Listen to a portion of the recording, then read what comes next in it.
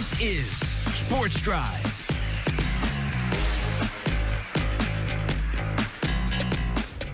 Welcome back into Sports Drive. Once again, I'm your host, Preston Moore. I mentioned we would be talking girls high school basketball with one of the coaches of a team that advanced to the regional tournament just last night. Many of our area teams advanced in the regional tournament. We have at least 2 Texas Panhandle teams in the regional tournament in every single classification except for 3A. So that's a lot of great basketball going on, girls high school basketball levels here at the Texas Panhandle. Joining me now is head coach of one of the best teams in the area, the Tascosa Lady Rebels, head coach Chris Sumrall. How are you doing today, Coach? Hey, I'm good. You go to the regional tournament, life is good. So, yeah, I'm excited. Thanks for having me on. It certainly is good when you're going to the regional tournament. It's not an easy road to get there, though. You guys have had a really, really difficult stretch of games over the course of the last couple weeks and, ending district play, obviously, in the district that you're in. It's not an easy task to get where you are now with the teams that you've played. How do you, when you look at these past few games, especially the game against Lubbock Cooper, how do you look at these games and what sort of positives do you take away from it with your team, getting to this point?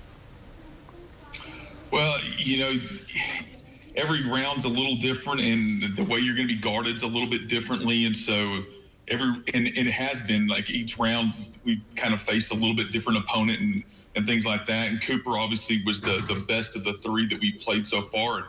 Really good team, of course, a team that had beat us last year and ended up in the state finals. And so, felt like if we, that was a game that we kind of, at least I had circled kind of that wanted to get back to that round and have a chance to play those guys again. We'd end up being tougher down the stretch than what we'd have hoped, but, pull it out and feel really good about ourselves right now. What sort of confidence does it instill in your team to have a win in the playoffs over the team that was the state tournament representative last year? That has to be, a really big deal for the team, for the girls on the team to sort of, look at it and say, hey, we can go further. If we can beat them, we can beat anybody, right? That's how I would imagine you look at it. Yeah, we'll talk a little bit about that today, about how, this is a team, and of course it's a different team than what they had last year, just like we're a little bit different than we were last year. But, we'll talk about that a little bit today and try to kind of boost them up in terms of getting their confidence up and that kind of thing. And at this time of year, confidence is obviously really important. And so, yeah, it is. I don't think you put too much stock in that stuff because, everything is a little bit different, but certainly a confidence builder and something we want to build on. Yeah, definitely. So when it comes to going forward and moving on from that, obviously the road doesn't get any easier from here on out by any stretch of the imagination. You guys next up are facing off against number 12 Argyle, one of the better teams in the state, obviously. What do you see in them whenever you're scouting them and preparing for them? Obviously, it's still fresh off the win last night, so it's early to get preparation going for this team. But what's your plan, I guess, to prepare your team for this for Argyle? Well, we started watching film early this morning, and so we're deep into it now. But we had a little bit of a walkthrough and went through one of their offenses earlier this morning during our athletic period, and we'll continue to prepare for them. They're a good team. Obviously at this point you're not playing anybody that's bad anymore, and so that time has passed. But they shoot the ball well. They've got good size. I think they really rebound the ball well. Maybe one of the better rebounding teams that we've seen all year. And so we'll have to do a really good job, especially on the defensive boards, of blocking them out and keeping them off the glass, because they do a really good job of crashing. So we're getting there. We haven't finalized a game plan or anything yet, but we still got a lot of video to watch. But by the time we leave tomorrow, I think we'll be pretty close, and we'll go down there and give it our best shot. I know the kids are excited and they'll play really hard.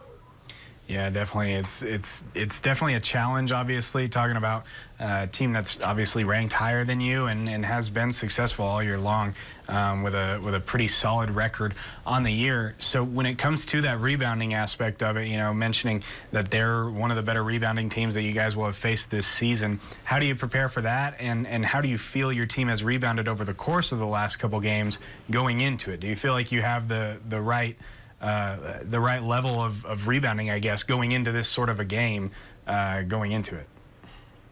Well, I don't know if you ever feel like you have the perfect level of rebounding. Coaches, the two things that coaches are always harping on and stressing is rebounding and turnovers. And, we're a good rebounding team. We're a really good offensive rebounding team.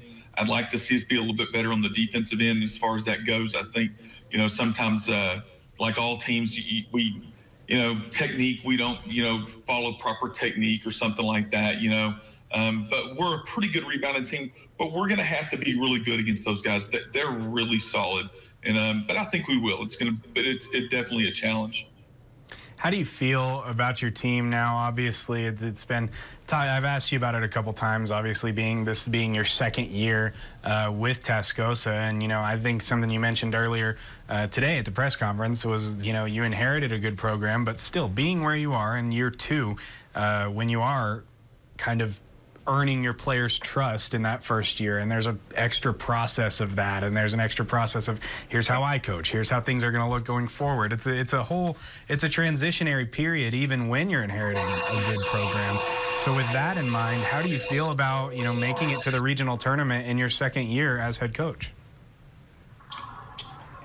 I'm real excited about it, but it's something that we felt like that we had a chance to do that last year, and we did. Cooper ended up beating us 3, but it was something this year. I started the year going, we need to be in the regional tournament. That needs to be something that happens in this year.